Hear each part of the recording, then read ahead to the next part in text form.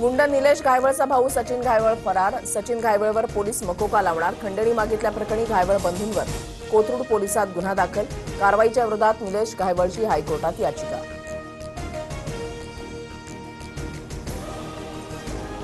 2019 पासून घायवळवर एकही गुन्हा दाखल नाही। गुन्हे असलेल्या एकाही व्यक्तीला मी शस्त्र परवाना दिला नाही।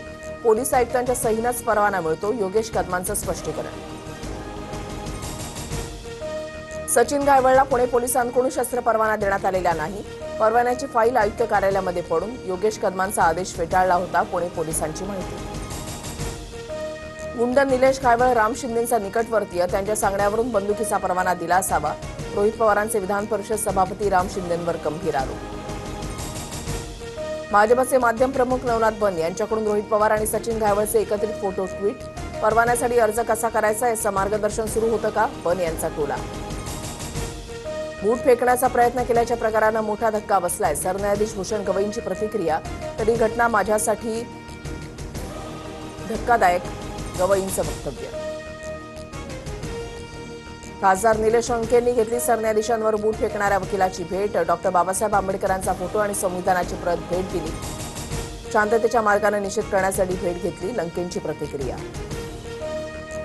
ओबीसी मोर्चाआधी विखेंकडून जरांगेंची भेट। भुजबळांनी जीआरला विरोध करणं सोडावं, राधाकृष्ण विखेंचं आवाहन। तर सामाजिक विषमतेला शरद पवार जबाबदार असल्याची टीका। विजय वडेट्टीवारांच्या नेतृत्वात आज नागपूरमध्ये ओबीसींचा मोर्चा। विदर्भातील ओबीसी नेते आणि कार्यकर्ते मोठ्या संख्येनं सहभागी होणार। वडेट्टीवारांकडून मोर्चास्थळाची पाहणी। मुख्यमंत्री फडणवीस 3 दिवसांमध्ये 6 विभागांच्या बैठका घेणार। 10, 11 आणि 13 ऑक्टोबरला आढावा बैठकांचं आयोजन। भाजपची स्थानिक स्वराज्य संस्था निवडणुकीची तयारी सुरू। नवी मुंबई विमानतळाला मोदींचं नाव देण्यासंदर्भात भाजप आणि अदानींमध्ये एकमत। संजय राऊतांचा आरोप। तर विमानतळाला दिबांचंच नाव देणार। भाजपच्या नवनाथ बन यांचं उत्तर।